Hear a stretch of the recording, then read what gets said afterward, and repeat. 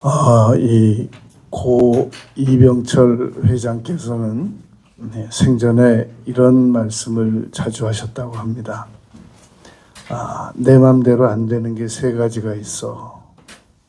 그 첫째가 골프가 내 맘대로 안 되고, 둘째가 이 직원들이 내 맘대로 안 돼. 결정적으로 세 번째는 자식들이 내 맘대로 안 돼. 그런 말씀을 자주 하셨다고 합니다. 오늘 우리는 이 자녀 교육, 이 성경에서 어떻게 가르치고 있는가에 대하여 살필 것입니다. 그런데 서론만 10가지, 이 서론, 설교 시작하기도 전에 서론만 10가지인데 이 10가지는 여러분들이 우리 가족이 지금보다 더 행복해질 수 있으려면 하는 10가지 방법으로 그대로 적용해서 쓰셔도 될 만큼 이 선별된 내용입니다. 그러니까 가족 행복 10계명으로 써도 될 만큼 선별된 내용이니까 이 서론으로서의 가치가 있는 내용입니다. 잘 공부해 보겠습니다. 첫째는 가족들은 절대 중요하게 여겨야 됩니다.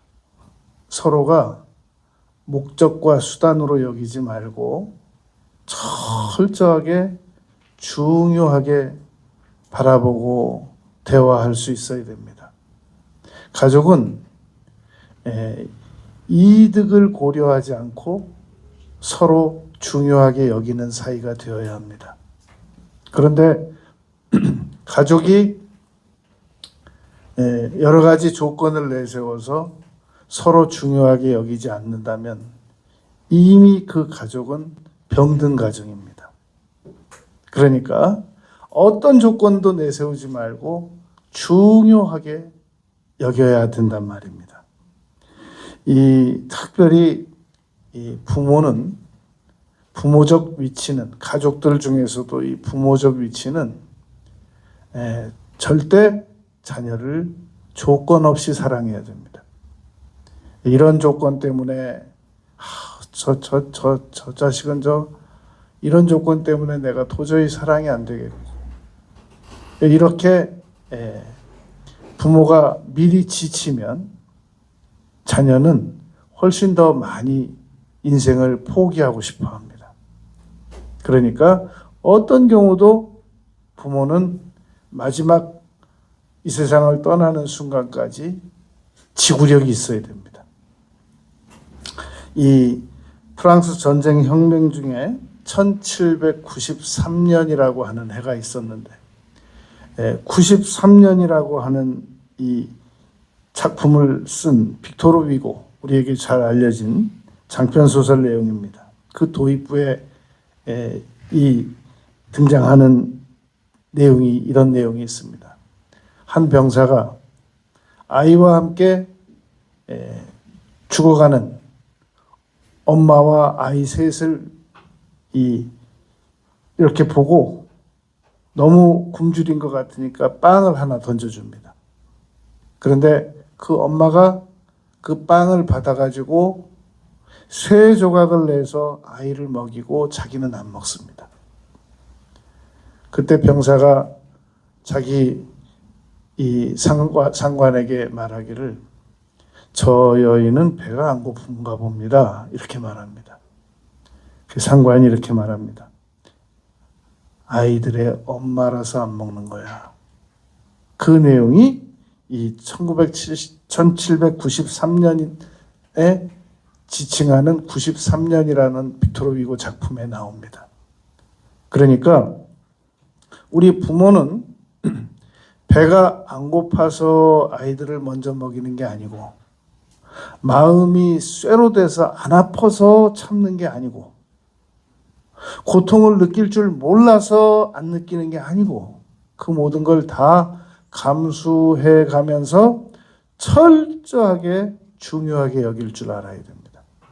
그게 제가 지난 한 주간 동안 가족이 가장 먼저 찾아야 될, 지탱해야 될 힘이 무엇인가 이 10가지를 찾으면서 찾아낸 겁니다. 이 솔로몬 성전에는 보아스와 야긴이라는 두 기둥이 있는데 이 두 기둥이, 한 기둥은 가정으로 말하면 아빠의 기둥이고 한 기둥은 엄마의 기둥입니다. 두 기둥이 다 튼튼하면 너무 이상적인 가정이지만 지구 안에 두 기둥 다 튼튼한 집 몇 집 안 됩니다. 그러니까 두 기둥이 다 자녀를 철저하게 중요하게 여길 줄 알면 너무너무 이상적입니다만 한 기둥은 옛날에 저 김삿갓처럼 집에 한번 들어왔다가 또 한번 나가서 또 수십 일 있다가 또 한번 왔다가 그럴지라도 한 기둥이라도 자녀를 철저하게 조건 없이 중요하게 여길 수 있어야 됩니다. 두 번째, 우리가 가족이 행복하기 위해서 취해야 될 것은 서로 간에 그 인격이 거는 기대를 존중해야 됩니다. 이게 무슨 말이냐? 너무나도 많은 부모들이 자녀들이 추구하는 목표를 못마땅해 합니다. 야, 너 어떻게 그거밖에 넌 생각이 안 되냐? 아니 이 세상에 할 일이 얼마나 많은데 넌 어떻게 그런 일에 관심을 갖냐? 이런 생각이 든단 말입니다. 통계 자료에 의하면 이 많은 자녀들은 부모의 기대, 부모가 자기에게 거는 기대를 아주 몹시 불편해합니다. 힘들어하고 심지어는 부모와 분리돼서 나중에 독립을 해가지고도 압박감을 느낍니다. 아, 난 아버지가 원하는 만큼 못 사는 자식이야. 아, 나는 엄마가 나한테 거는 기대만큼 나는 못 살았어. 오래전에 서울대 총장으로 이수성이라는 분이 계셨습니다. 하루는 기사를 봤더니 이 이수성 총장께서 자기 지인들을 데리고 한 중국집을 간 겁니다. 서울대 총장식이나 되신 분이 지인들을 데리고 중국집을 갔다는 자체도 벌써 예사롭지 않은데 그 기사가 이렇게 나온 겁니다. 그 중국집 주방장이 이수성 총장 동생인 겁니다. 주인도 아니고 동생이. 자기 동생이 중국집 주방장인데 서울대 총장식이나 되신 분이 지인들을 데리고 그 동생이 만드는 음식집을 가서 맛있게 먹어주고 격려하고 그러고 왔다는 그 기사 내용이 떠서 읽어본 적이 있었습니다. 우리가 우리 자녀들이 이 세상에 얼마나 세상은 넓고 할 일은 많은데 그렇게 저급한 일에 관심을 가지고 거기에 만족하고 살아가는 걸 보면 진짜 부모로서는 열통이 한 10번쯤 터집니다. 그런데 내 자녀가 한 인격으로서 가지는 그 관심을 어쩔 수 없습니다. 그 자녀가 그 생각을 벗어나기 전까지는 존중해 주는 수밖에 없단 말입니다. 그래서 서로 간에 가지는 기대에 대해서 막 배우자라고 데리고 왔는데 보면 어디서 저런 인물을 모셔왔는지 기가 막히죠. 정말 두 번 쳐다보고 싶지 않은 대상을 데려오기도 한단 말입니다.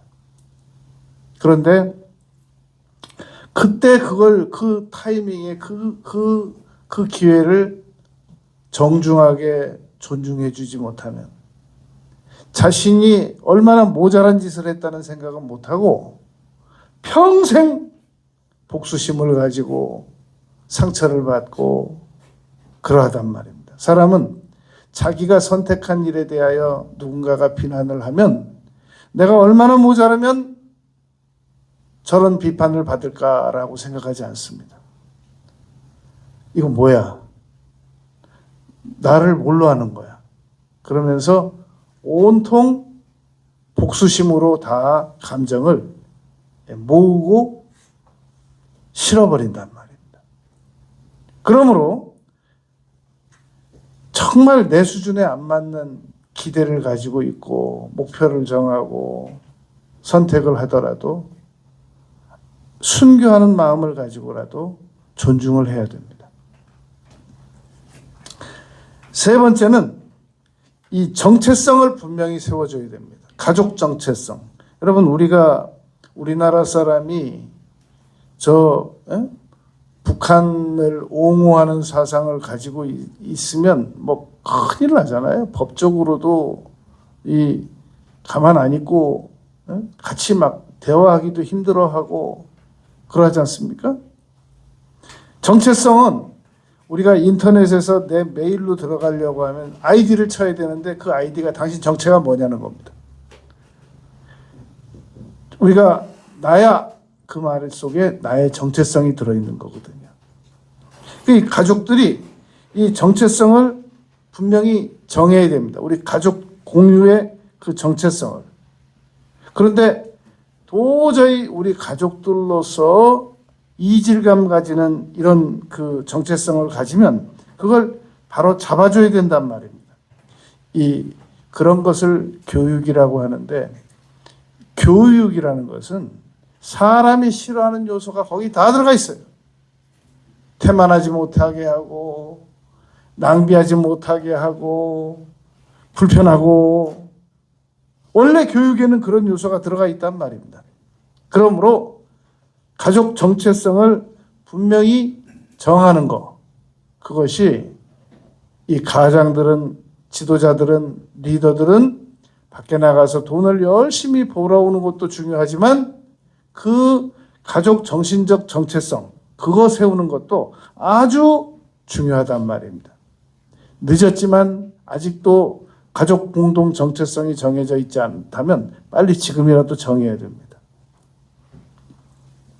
네 번째는 행동 기준을 만드는 겁니다. 적어도 어느 단체든지 어느 그룹이든지 어느 가정이든지 그곳만의 암묵적 규율이 있습니다. 거기는 우리 단체에서는 그 금기어인데 그런 단어는 안 쓰는 겁니다. 제가 오래전에 극동방송국에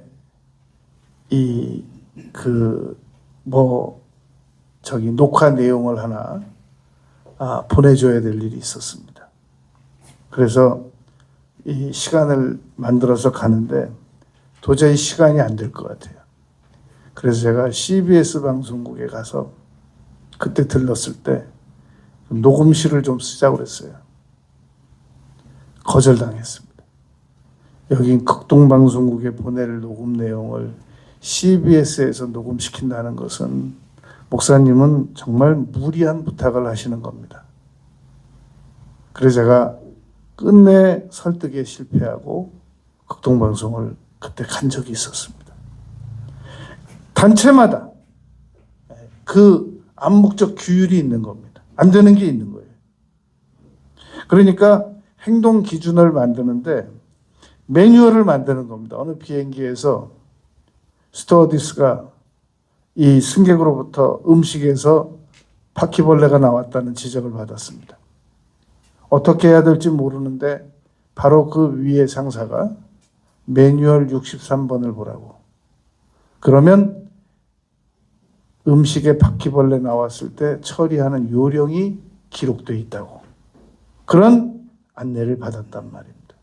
그러니까 우리 가족들에게 기본적 그 매뉴얼이 몇 가지가 있습니다. 다 적을 수는 없어요. 근데 기본적으로 몇 가지가 있단 말입니다. 제가 우리 자녀들에게 하는 말이 절대 다른 집에 갈 때 빈손으로 가지 마라. 너희들이 갈 때 빈손으로 갈 수밖에 없으면 거기가 어디라도 아빠가 돈 보내준다. 절대 빈손으로 가지 마라. 그게 우리 가족들의 매뉴얼 중에 하나예요. 또 암묵적 규율이 하나 있는데, 지금까지 우리 집에서 가족들이 밥 먹다가 누구 다른 사람 비난한 적이 없어요. 어떤 교인 얘기도 한 적이 없습니다. 그 암묵적 규율이에요. 그러니까 이 행동 규범을 가장은 만들어내야 됩니다. 짧게라도 만들고 나중에 또 추가시키고 그러면 되는 거니까요. 5번째, 의사소통에 대한 규칙이 필요합니다. 우리 가족들이 이야기할 때 제가 가장 많이 하는 내용 중에 하나가 그겁니다. 한참 내용을 듣다가 내용하고 상관없어요. 공손하게. 알았으니까 공손하게 말해. 공손하게 말하라. 공손하게. 내용보다 더 중요한 건 공손한 거야. 공손하게 말해. 이건 우리 가족의 규율이지만 제가 밖에 나가서 누구 무슨 어느 매장을 들어가서 무슨 물건을 산다거나 할 때 이분은 오늘 쉬셔야 되는데 나온 것 같다. 이런 분들이 있을 때는 제가 그렇게 얘기합니다. 딱 중단하고 조금만 더 친절하게 말씀해 주실 수 없습니까? 네, 조금 더 친절하게. 네? 제가 그렇게 요구하는 적이 있단 말입니다. 어떨 때는 그 교수님한테도 그렇게 얘기를 해요. 교수님, 조금만 더 친절하게 말씀해 주시면 좋겠습니다. 그 행동 기준, 의사소통 규칙 이런 것은 내가 정하는 겁니다. 이거 그러니까 자녀들이 어떤 얘기든지 할 수 있는데 부모님을 기본적으로 존경하고 공경하는 그 원칙이 깨지면 그건 중단해야 돼요. 더 진행시키면 안 됩니다. 다시 공경부터 바로 잡고 예의부터 바로 잡고 공손부터 바로 잡아서 다시 얘기를 시작해야지. 막 고함 지르고 소리 지르고 이걸 그대로 방치하면 그건 안 된단 말입니다. 이 제이 맥그로브라고 하는 사람은 아이들이 사소한 얘기를 부모와 대화를 안 하면 중요한 얘기도 대화를 안 한다라고 지적한 적이 있습니다. 그러니까 그렇게 중요한 얘기를 안 해? 근데 평상시에 사소한 얘기를 안 해버릇하면 중요한 얘기도 건너뛴다라는 겁니다. 그러므로 이 의사소통 규칙이라고 하는 것을 암묵적인 룰이든 정해진 룰이든 이걸 분명히 해야 됩니다. 분명히 해둬야지 중요한 결정적인 순간에 리더는 아무 통보도 못 받고 지나가게 되는 경우가 있단 말입니다. 이거 미리 안 정해두어서 그렇습니다. 유대인들은 자녀들이 학교에서 돌아오면 꼭 2가지를 물어본다고 합니다. 오늘 누구하고 싸운 적 없니? 또 하나, 누구에게 기분 나빠서 지금 마음이 불편한 건 없니? 이 2가지를 꼭 학교 갔다 올 때마다 물어본다는 겁니다. 6번째, 공감적 반응입니다. 보통 부모들이 자녀들에게 막 화가 나면 일방적으로 얘기를 다 해버립니다. 여러분, 오늘 어린이 주일이에요. 5월 5일이 어린이 주일이라서, 어린이날이라서 오늘 주일날 어린이 자녀에 대한 지금 내용만 다루기로 결심한 날입니다. 그래서 지금 자녀 문제를 지금 다루고 있는 겁니다. 그래서 부모가 보통 자기가 먼저 화가 나 있기 때문에 자녀들에게 일방적으로 퍼붓듯이 얘기를 하게 되는 경우가 많은데 공감은 사라져 있는 거예요. 여기서 공감의 자취를 찾을 수가 없단 말입니다. 부모는 그 누구보다도 자녀들에 대하여 공감적인 태도를 가지고 있어야 되는 그런 존재인데 부모가 공감적 태도가 완전히 무너져가지고 사람이 화가 나면 IQ가 원숭이 수준으로 떨어진다라는 말이 있습니다. 그런데 원숭이 수준으로 떨어지는 게 아니라 사람이 화가 나면 이 IQ가 완전히 제로다라고 하는 그런 주장이 더 설득력이 있습니다. 거기서 무슨 공감이 있겠냔 말입니다. 그러니까 잠언 18장 13절에서 이 어떤 상황인지 알아보지도 않고 그냥 함부로 말하는 거, 사연을 들어보지도 않고 말하는 거, 이것은 옳지 못하다라고 말했단 말입니다. 그러니까 공감이라고 하는 것은 무조건 옳다가 아니에요. 아, 그렇게 생각할 수도 있구나. 거기까지만 인정해 주라는 거지. 공감이 네 말이 옳다. 그런 건 아니라는 겁니다. 아, 네가 그렇게 화가 났구나. 아주 사람을 죽여버리고 싶다고?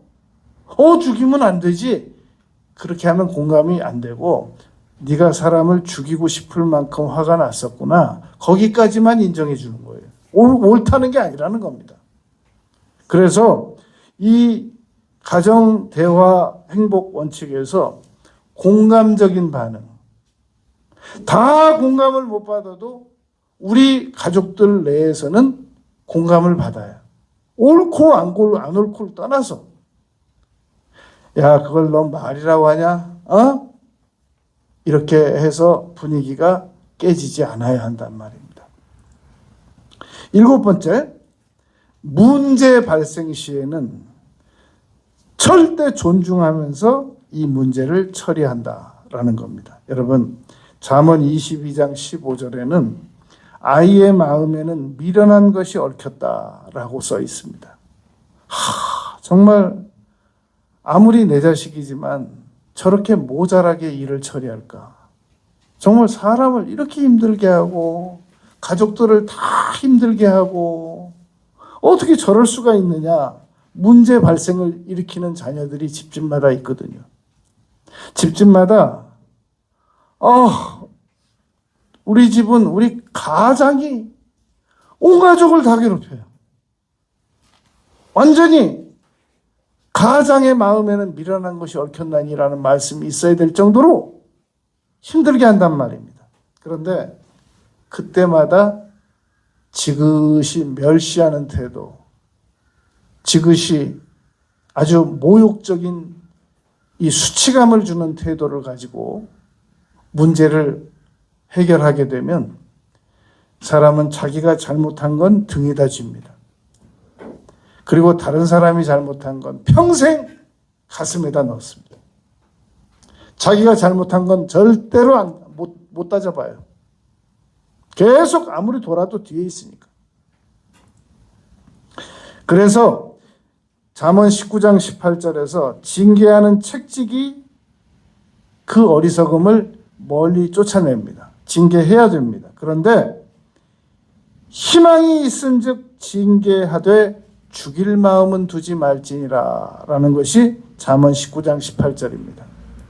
죽일 마음은 두지 말지니라 라는 말씀은 문제 발생 시에 절대 존중하면서 그 문제를 처리해야 된단 말입니다. 여러분, 이 사회적으로 이 이름 있는 사람들이 뭐 잘못 한번 해보세요. 매일 신문 얼마나 많은 비판이 쏟아지지 않습니까?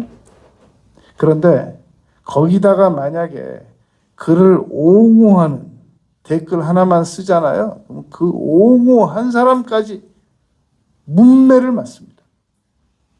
제가 한번 어느 그 유명한 목사님이 문제를 일으켜가지고 제가 그 댓글에다가 막 도배를 해서 계속 거기다가 제가 옹호, 별다른 옹호도 안 했어요. 갈라디아서 6장 말씀 한 구절만 올렸어요. 형제들아, 우리 형제들이, 너희 형제들이 잘못한 일이 있거든. 짐을 같이 지라. 딱 그거 한 구절 올렸어요. 그랬더니 뭐 이런 사람의 짐을 같이 져줘야 되느냐, 막 사람들이 문제 발생 시에는 절대로 그 사람이 죽든가 말든가 아주 하이에나처럼 물어뜯고 그런단 말입니다. 그러니까 우리가 공동체에서도 누군가가 문제를 일으켰을 때 따뜻하게 돌봐줘야 되겠지만, 가족들 중에 누군가 문제를 일으켰을 때 그 아이의 마음에 미련한 것이 떠나도록 징계해야 됩니다. 그러나 존중하면서 사랑하는 마음을 가지고 해야 된단 말입니다. 그리고 왜냐하면이라는 걸 가르쳐줘야 돼요. 이 한 집안에 자꾸 이 자녀가 술을 먹고 들어오는 거예요. 그 엄마가 여러 번 경고했습니다. 너 술 먹지 마. 술 먹지 말라고 그랬어. 술 먹고 들어오지 말라고 그랬어. 너 집에 들어와서 술 냄새 풍기지 말라고 그랬어. 아무리 얘기해도 안 돼요. 그런데 왜 그렇게 안 됐는가? 이걸 조사를 해봤더니 왜냐하면이라는 걸 안 가르쳐 준 겁니다. 왜냐하면 네가 그렇게 하면 엄마도 마음이 아프고 여러 가지 환경도 나빠지고, 이걸 왜냐하면을 알려줘야 됩니다. 여러분 탄천 걷다 보면은 그 프랭카드 하나 붙어 있었습니다. 오래전에 탄천에 오리 이 새들에게 먹을 걸 주지 마세요. 그래도 계속 줘요. 보니까 제 이유를 발견했죠. 왜냐하면이 없어요. 거기 왜냐하면이라고 써놓으면 훨씬 덜 줄 수 있습니다.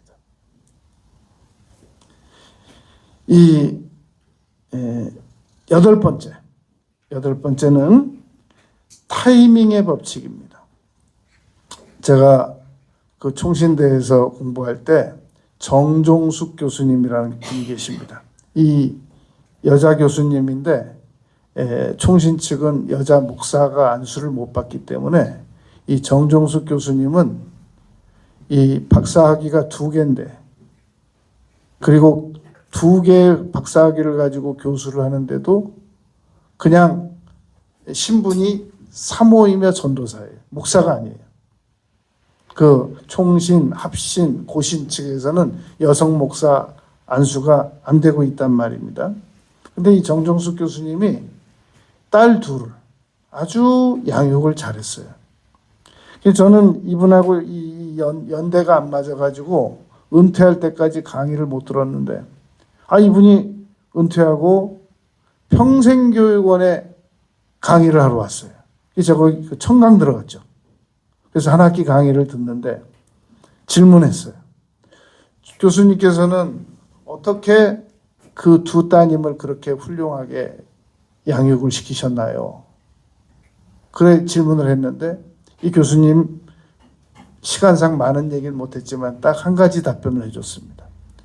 저는 제 딸 둘이 잘못했을 때는 즉시 절대 야단을 안 쳤습니다. 예를 들어서 학교에서 시험 점수가 낮게 시험을 보고 왔을 때는 절대 시험 얘기 안 한다는 거예요. 잘 먹이고 칭찬해주고 위로해주고, 그리고 한 15일쯤 있다가 그때 근데 어떻게 해서 이번 시험은 그렇게 된 거니? 라고 물어버릇했다는 겁니다. 제가 그 얘기를 들은 지 세월이 많이 갔습니다. 어느 교육학 서적을 봤습니다. 그랬더니 그 해외에 저명한 그 교육학자가 이런 얘기를 했습니다. 아이가 저녁 통금 8시에 통금 시간인데 8시 반에 돌아왔을 때는 그 시간에는 왜 늦은 일을 얘기 안 하는 거라는 겁니다. 그리고 별일 없었니? 어려움 없었니? 밥 먹고 얼른 쉬어라. 그리고 세월이 조금 간 다음에 근데 우리 통금 시간이 8시인데 너 왜 8시 반에 다니는 거니? 그때 다루는 것이 중요하다는 겁니다. 이 타이밍의 법칙이라는 겁니다.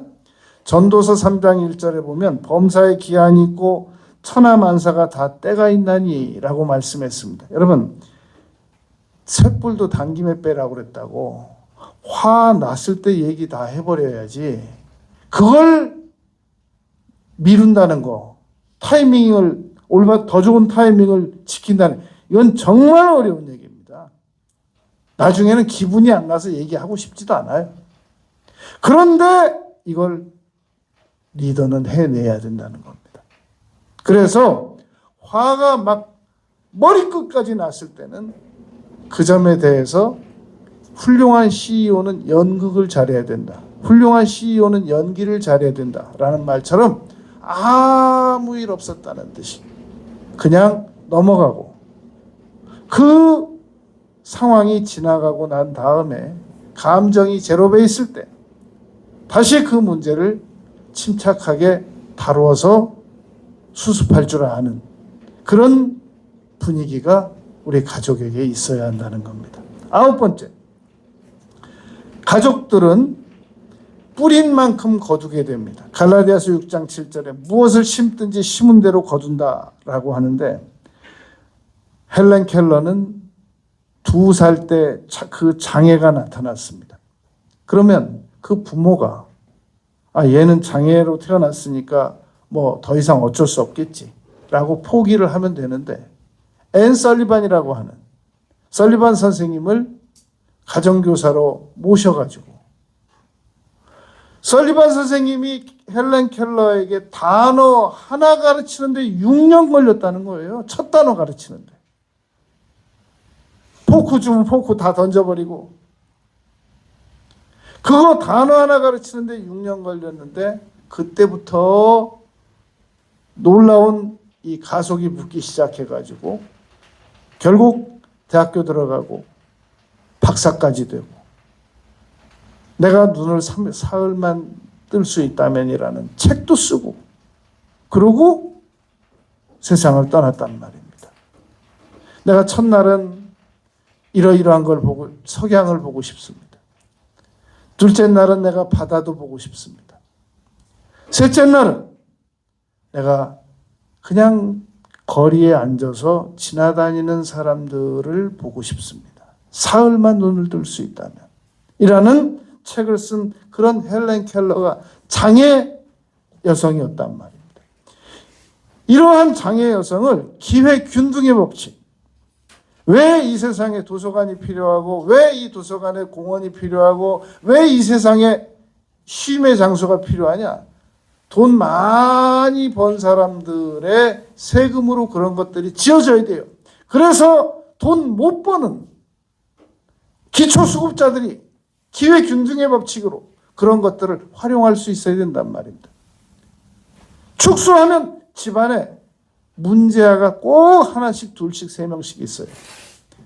정상적인 사람들이 돈도 잘 벌고, 파레토 법칙이라고 어느 단체나 15%의 사람들이 85%의 사람들을 먹여 살리는 게 파레토 법칙입니다. 소그룹에도 마찬가지예요. 정상적인 능력 있는 사람이 비정상적인 가족들을 먹여 살리는 거, 이 기회균등의 법칙 중에 하나입니다. 그러므로 심어야 돼요. 오래 견뎌야 됩니다. 오래 참아야 됩니다.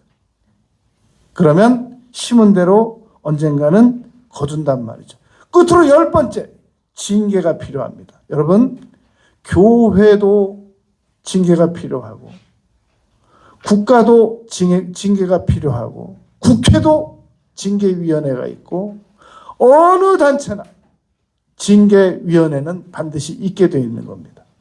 가족들 가운데도 징계는 있어야 됩니다. 여러분, 제가 어느 유튜브를 보니까 그 주인이 개한테 밥을 주는데 막 이빨을 드러내고 거리고 밥 주는데도, 그렇죠.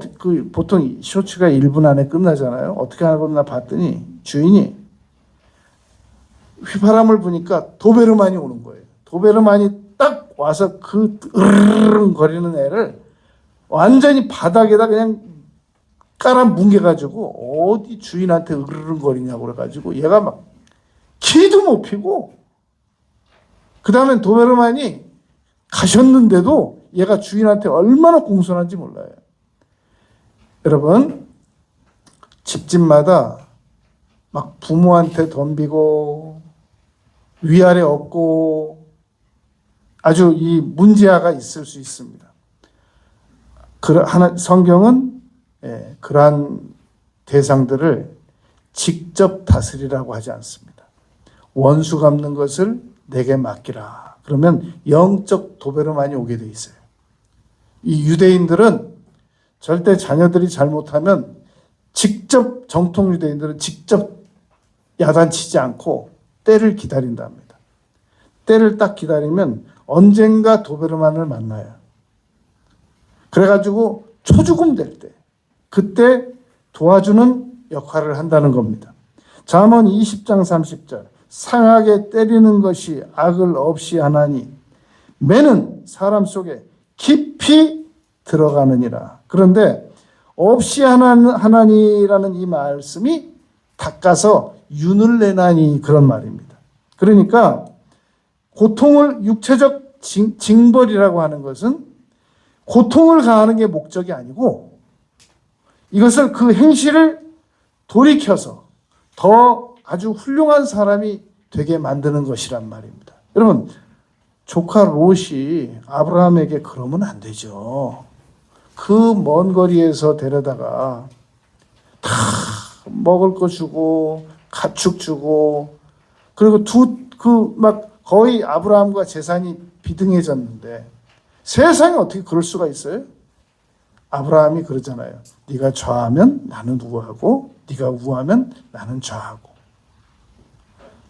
절대로 몰상식한 사람을 직접 상대하는 것은 성경적인 법칙이 아닙니다.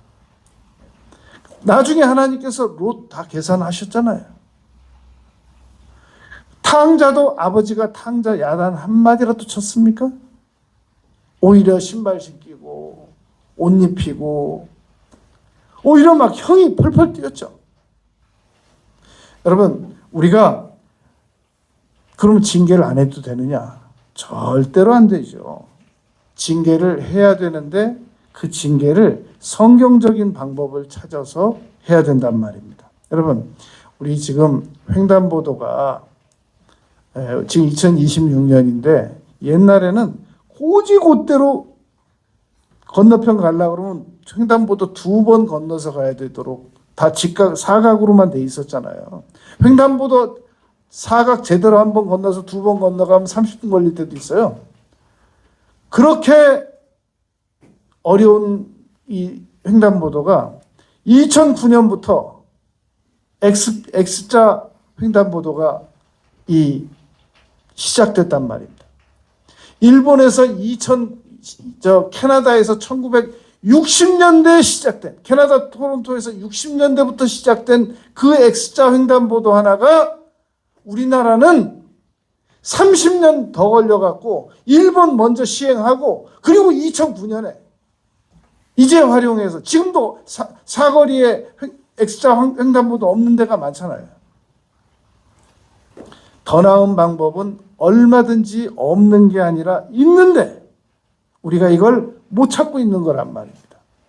마찬가지로 여러분, 이거 10가지는 제가 지난 한 주간 동안 우리 가족들을, 이 문제의 가정들을 어떻게 하면 지금보다 더 행복하게 이 AS를, 영적인 AS를 할 수 있을까 생각해 본 거니까 그대로 여러분들이 고쳐서 쓰시면 돼요.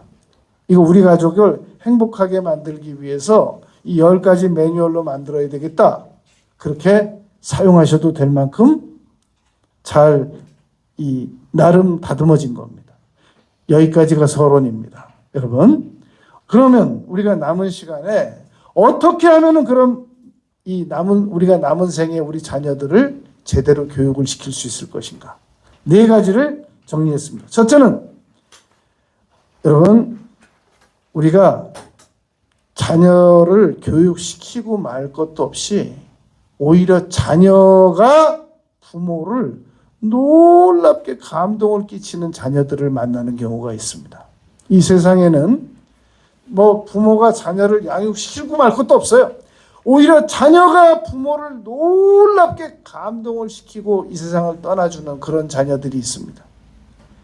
미국 인디애나주에 리안 화이트라고 하는 어린 소년이 있었습니다.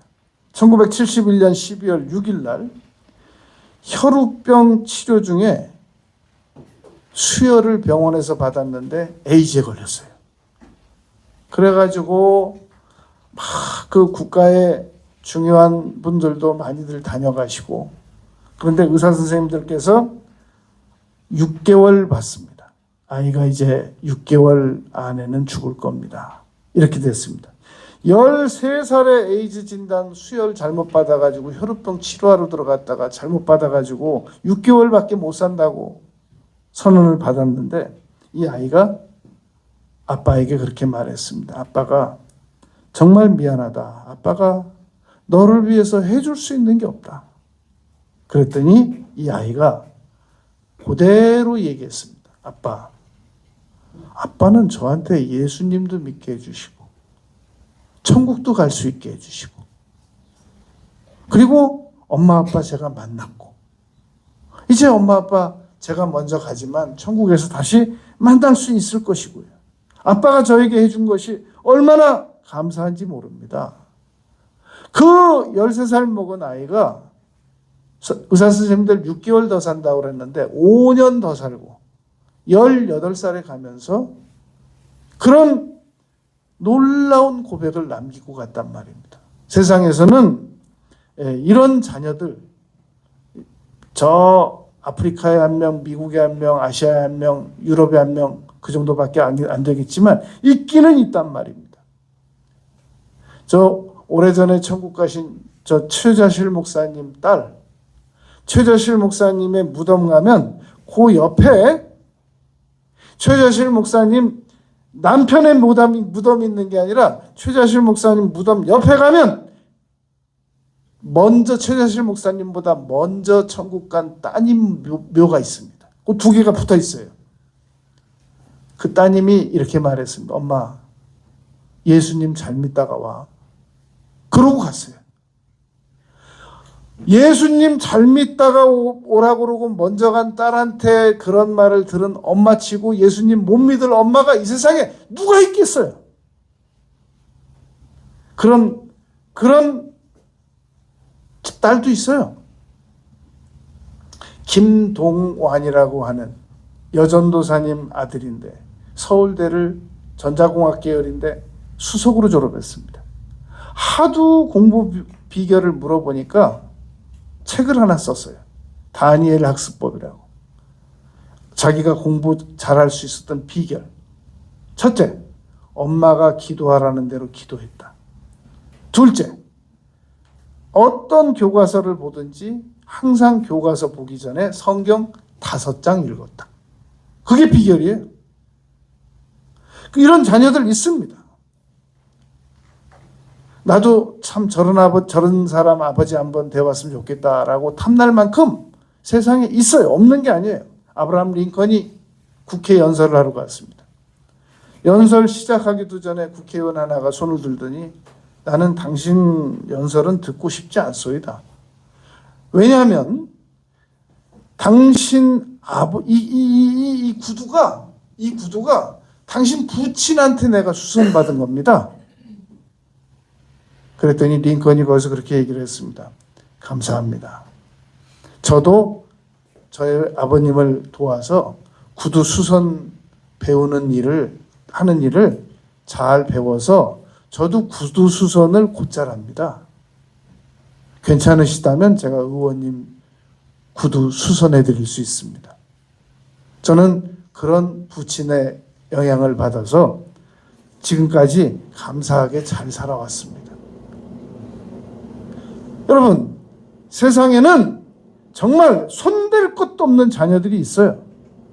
문제는 두 번째로 우리는 성경 말씀을 믿고 그대로 교육을 해야 된단 말입니다. 우리는 지금 자녀를 어떻게 교육하려고 하고 있느냐? 하고 학원에 과외 보내서 교육하고 있잖아요. 그리고 학교 선생님한테 위탁 교육하고 있고, 그리고 손 놨다고요. 그럼 손 놔서 문제가 뭐냐? 손 놔서 당장 문제가 생긴 건 없죠.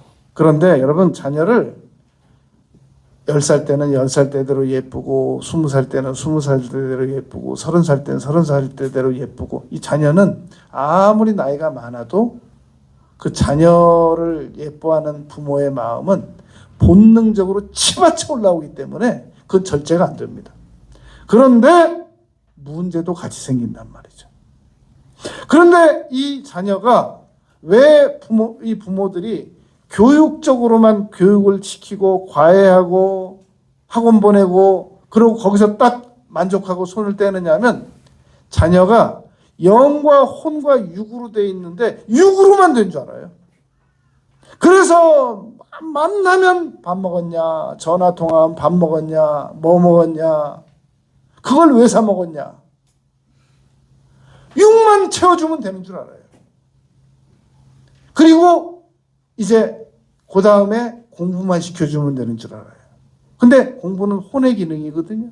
혼은 지정의로 되어 있습니다. 지식만 채워주면 되는 줄 알아요. 학교 보내고 등록금 내주고 핸드폰비 내주고 옷 사주고 과외시켜주고 학원 보내주고, 너는 다른 집 애들로 과외 못해. 돈 없어. 그래서 학원만 보내주는 거야. 너는 과외까지 시켜주잖아. 뭘 더 해줘야 되니? 지식만 채워주는 거예요. 감정적 성품은 내버려 두는 거예요. 의지적인 나쁜 태도 내버려 두는 겁니다. 점수만 잘 나오면 돼요. 지정의에서 지만 손대고 정의는 손 못 대요. 그리고 육만 손대는 거예요. 영은 아주 손 못 대는 거예요. 그래서 대학교 가서 나중에 천천히, 신앙은 차차 좋아지는 거니까, 그래가지고 애를 완전히 망가뜨려가지고 지금 부모 자녀가, 여러분들은 제가 여러분들이 가지고 있는 통계보다 훨씬 더 많은 통계를 가지고 있습니다. 목사는 여러 계층의 사람들을 만나잖아요. 제가 지금까지 만난 집 중에서 자녀 문제가 없는 집을 발견한 적이 없어요. 어느 집이든. 어느 집은 시아버지하고 며느리하고 관계가 나빠가지고 아주 그 며느리가 집에 오지도 않고, 어느 집은 아들하고 아버지하고 사이가 안 좋아가지고 아들이 지금 아버지 발 끊은 지가 지금 10년이 넘고, 한두 집이 아니에요. 한두 집이. 이게 왜 문제가 발생되느냐는 겁니다. 성경대로 안 하는 거예요. 그럼 성경대로 안 하면 무슨 방법? 사회심리학적 방법으로 하는 거죠. 남들이 다 그래. 남들이 다 그래란 말이 사회심리학적이란 말입니다. 그 말이. 이제라도 여러분, 남은 생에 뭐가 문제였는지라도 알고 넘어가자는 말입니다. 출애굽기 20장 12절, 내 부모를 공경하라. 이거 안 가르친 거예요. 그냥 수학 점수 잘 받고, 여러분, 우리가 왜 자녀들에게 공경을 받아야 되느냐면, 자녀가 부모를 공경을 안 하면 절대 그 자녀는 하나님께 복 못 받습니다. 그러면 나 이렇게 살 거야, 나 복 못 받고, 누구 자식이냔 말이죠. 그 당사자는 나는 이렇게 산다고 하는데 누구 자식이 복 못 받고 사느냐는 거예요. 내 자식이냐는 건데 아니냐는 거예요. 그렇기 때문에 내 자녀를 성공시키기 위해서는 공경 그까짓 거 안 받고 싶어도 받아야 된단 말이에요. 받아내야 된단 말이에요. 그래야 자식이 잘 된단 말이에요. 공경 그까짓 거 받고 싶어서 받으려고 그러는 게 아니에요. 내 자식이 저주받고, 내 자식이 못되고, 내 자식이 천해지고, 내 자식이 이 세상에서 제대로 못 살게 되기 때문에, 그러니까 어쩔 수 없이 공경을 받아내려고 하는 거지. 그 공경 그까짓 거 뭐가 그거 아쉽다고 공경을 받으려고 그래요. 그럼 공경이라는 게 뭐냐? 여러분, 공경이라는 건 있는 모습 그대로 존중해 주는 거예요. 우리 아버지가 IQ가 50이든, 우리 아버지가 술꾼이든, 우리 아버지가 폭군이든, 있는 그대로 존중해 주는 걸 공경이라고 그래요. 존경을 말하는 게 아니에요. 그러니까 있는 모습 그대로 공경해 버릇해라. 이렇게 가르치는 거니까 정당한 거예요. 너의 아버지가 형편없으니까 그 수준에 맞춰서 네가 마음대로 행동해라. 이렇게 가르치지 않는단 말이에요. 그러니까 네가 할 도리만 해라. 여러분, 인간은 다 죄인인데 예수님께서 오셔가지고 자기 할 도리 하시고 십자가에 죽고 가신 거예요. 인간들 하는 짓을 보면 그거 해줄 필요 없죠. 아버지가 어떻게 행동하든, 엄마가 어떻게 행동하든, 엄마가 온 재산을 다 탕진하든, 엄마가 알코올 중독이든 공경하는 거예요. 내가 상대 기준에 맞춰서 공경하는 게 아니라 내가 자녀로서 공경해야 될 위치, 그거 지키라는 겁니다. 신명기 6장 6절 7절 오늘 내가 내게 명하는 이 말씀을 너는 마음에 새기고 내 자녀에게 부지런히 가르치며, 이건 반복 교육하라는 말입니다. 앉았을 때나 길을 갈 때나 누워있을 때나 일어났을 때든지 반복하라는. 잭 웰치는 그런 말 한 적이 있었거든요. 사람은 한 번 말해가지고 못 알아듣는다. 똑같은 말도 10번은 해야 알아듣는다 그랬거든요. 계속 가르쳐야 됩니다. 이제 어릴 때 했어야지 다 늦었어요. 여러분, 교육에는 연령 제한이 없어요. 계속 가르쳐야 됩니다. 잠언 22장 6절 마땅히 행할 길을 아이에게 가르치라. 그리하면 늙어도 그것을 떠나지 아니하리라. 계속 이 아이에게 마땅히 행할 길을 아이에게 가르치라. 늙어도 떠나지 아니하리라. 이 말은 좋은 습관을 심어주라는 얘기입니다. 우리가 자녀들에게 좋은 습관을 심어주지 않고 수학 점수 잘 나오는 거, 영어 점수 잘 나오는 거, 국어 점수 잘 나오는 거, 거기에만 1등급에만 목을 맸잖아요. 그래가지고 애들 다 망가뜨려 놓고 어디다도 내놓을 수가 없어요. 부끄러워서.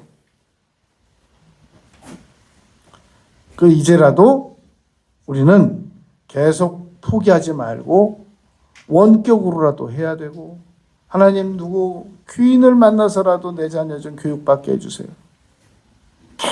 계속 기도드려야 됩니다.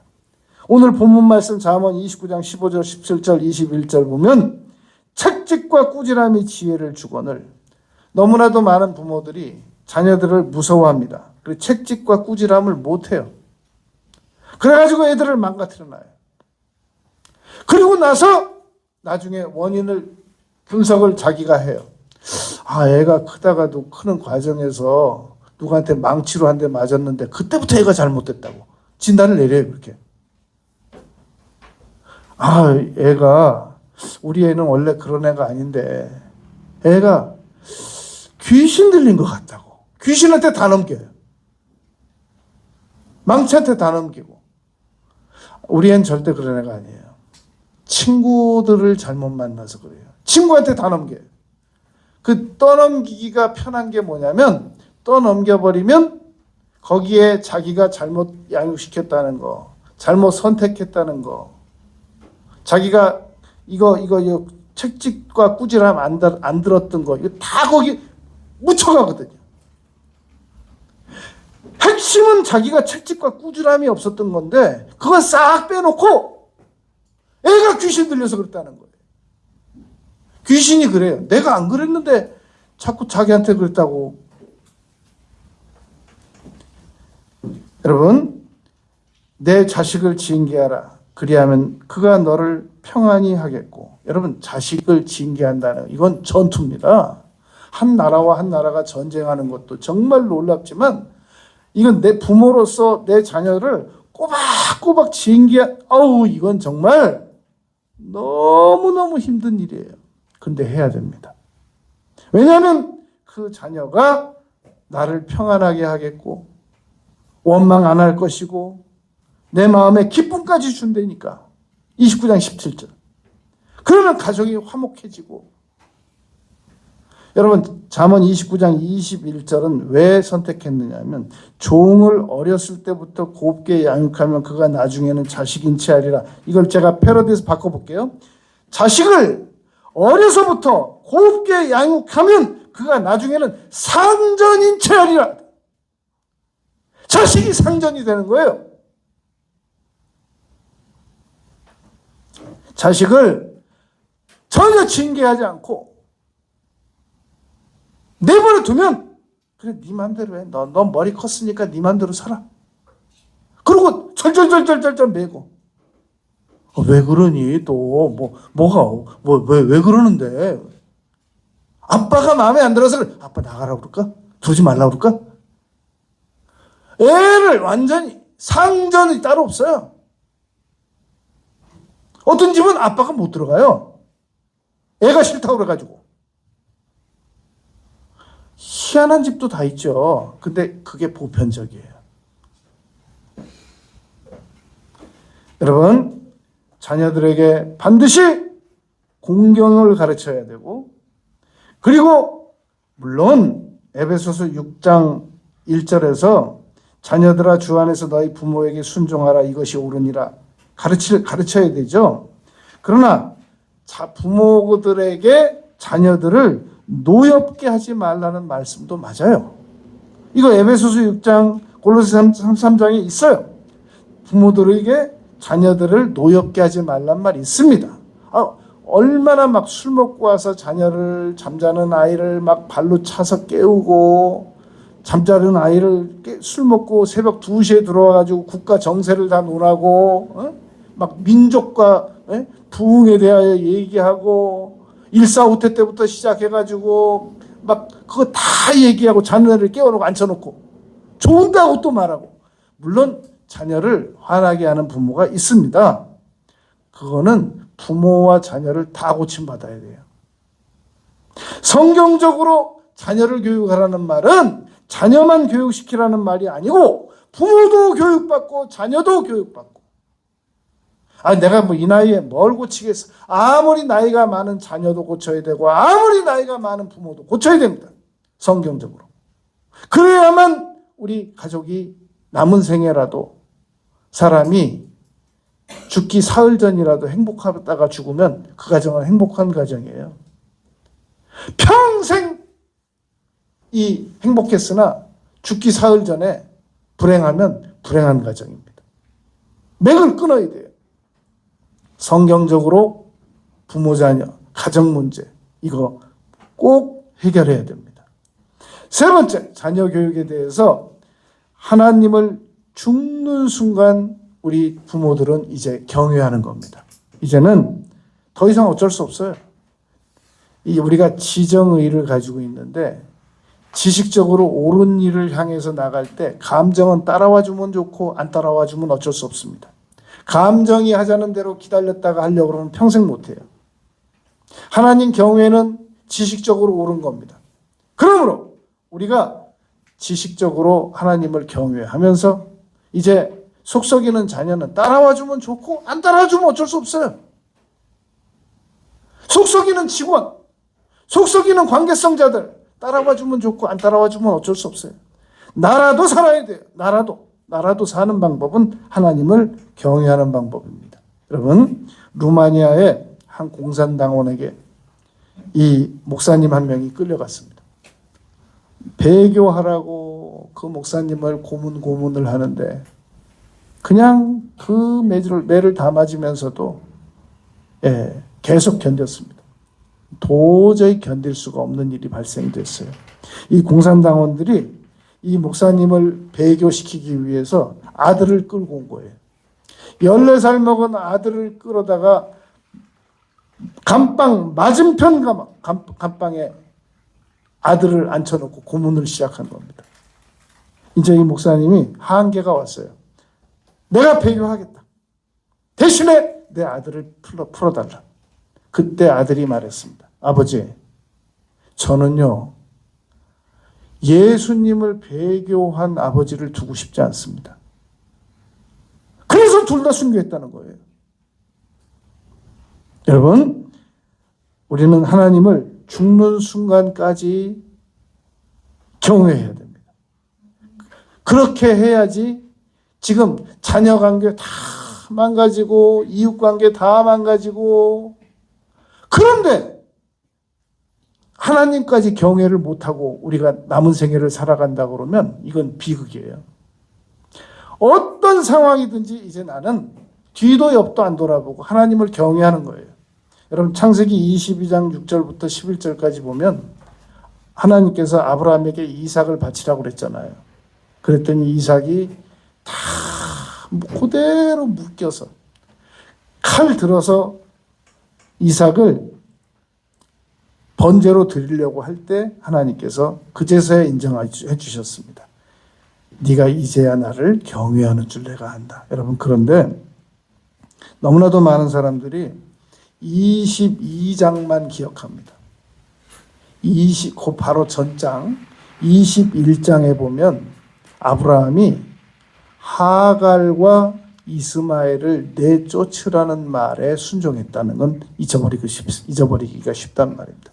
여러분 만약에 저와 여러분들에게 하갈과 이스마엘을 내쫓으라고 해서 거기에 순종을 하라고 그러면 옛날에 본 회포 목사님이 했던 말이 있습니다. 내 가족들을 포기해야 된다는 사실에 대하여 뼈에서 살을 뜯어내는 것 같았다. 뼈에서 살을 뜯어내는 것과 같았다라고 고백했단 말입니다. 아브라함이 이삭만 갖다 바치려고 했던 게 아니라 바로 그 전장에서 이스마엘과 하갈을 내쫓는 일에 순종을 했다니까요. 경외가 여러분 그렇게 어려운 겁니다. 그런데 경외했더니 하나님께서 아브라함에게 자손의 복을 주시고 물질의 복을 주시고 충성스러운 아들로 다시 바꿔주시고 놀라운 복을 부어주셨단 말이죠. 명예를 주시고. 경외가 여러분 어려운 거지만 해내기만 되면 완전히 아주 복 터지는 겁니다. 끝으로 여러분 우리가 부모를 위해서 해줄 수 있는, 자녀를 위해서 해줄 수 있는 건 기도입니다. 여러분 6.25 때 있었던 일입니다. 신앙심이 깊은 부모님과 이 군에 가는 아들과 약속했습니다. 너가 군에 가더라도 우리 엄마 아빠는 새벽 5시만 되면 너를 위하여 기도해 줄 거다.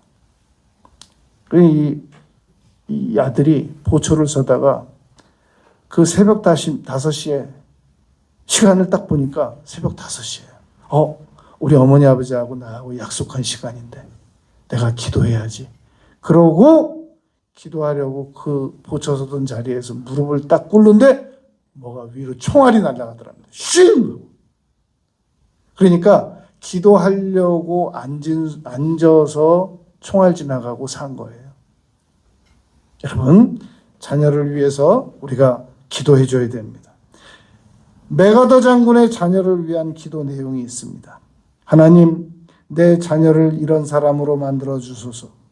약할 때 자기를 돌아볼 줄 아는 강한 마음과 두려울 때 자신을 잃지 않을 용기를 주시고 정직한 패배에 부끄러워하지 아니하고 태어나면 승리에 겸손하고 온유할 수 있는 사람이 되게 하소서. 생각해야 할 때 고집하지 말게 하시고 행동해야 할 때를 아는 지혜를 주시며 자기 자신을 너무 심각하게 생각하지 않게 하시고 유머를 알게 하소서. 그를 안위함과 평안함 속으로 이끌지 마시고 고난과 도전에 맞서 싸우게 하시며 그 속에서 인내와 용기를 배우게 하소서. 폭풍 속에서도 일어설 줄 알게 하시고 패배 속에서도 교훈을 찾게 하시며 성공 속에서도 하나님을 잊지 않게 하소서. 그의 마음을 맑고 깨끗하게 하시고 높은 목표를 향하여 나아가게 하시며 자기보다 남을 먼저 생각하는 넓은 마음을 주소서. 그리고 이 모든 것을 이룬 후에라도 나는 아직 부족합니다 라고 말할 수 있는 겸손함을 갖게 하소서. 그리하여 그의 인생이 헛되지 않게 하시고 하나님 앞에서 부끄럽지 않은 삶을 살게 하소서. 아멘. 이게 여러분 메가더 장군이 자기 자녀를 위해서 기도한 내용입니다. 우리도 우리 자녀들을 위해서 기도문을 만들고 그리고 시간 있을 때마다 기도드리고 그러해야 된단 말입니다. 한 산으로 올라가는데 젊은 사람이 만만하게 봤는데 정상까지는 도저히 못 가겠더래요. 돌아서 내려와야 되겠다 그러는데 정상에서 한 노인이 내려오더니 지나가면서 그러더랍니다. 젊은이, 당신이 생각하는 것보다 정상이 훨씬 더 가까이 있소이다. 그리고 내려가더랍니다. 그 말 듣고 정상까지 올라갔답니다. 여러분, 자녀 교육 정상 올라가는 것만큼이나 힘듭니다. 그러나 돌아서서 이제는 포기해야 되겠다. 이제는 뭐 어쩔 도리가 없다.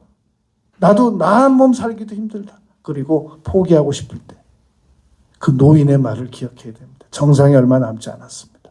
여러분, 남은 생애 동안 우리가 포기하지 않고 기도드리고 말씀을 붙잡고 그리고 하나님을 경외하며 잠언 16장 7절에 하나님을 기쁘시게 하면 원수라도 너와 더불어 화목하게 해주시느니라 라는 말씀이 있습니다. 여러분, 우리가 하나님을 경외하면 자녀가 우리와 화목해질 줄 믿습니다. 기도드리겠습니다. 아버지 하나님, 하나님께서 저희들에게 사랑의 관계성자로 만나게 해주신, 이 땅에서 만나게 해주신 우리 자녀들과의 관계에 너무나도 많은 사람들이 어려움과 고통을 겪고 있습니다. 남은 생애 동안 우리 자녀들과 화평하게 지낼 수 있도록 성령님의 놀라우신 개입을 요청드립니다. 예수님 이름으로 기도드렸습니다. 아멘.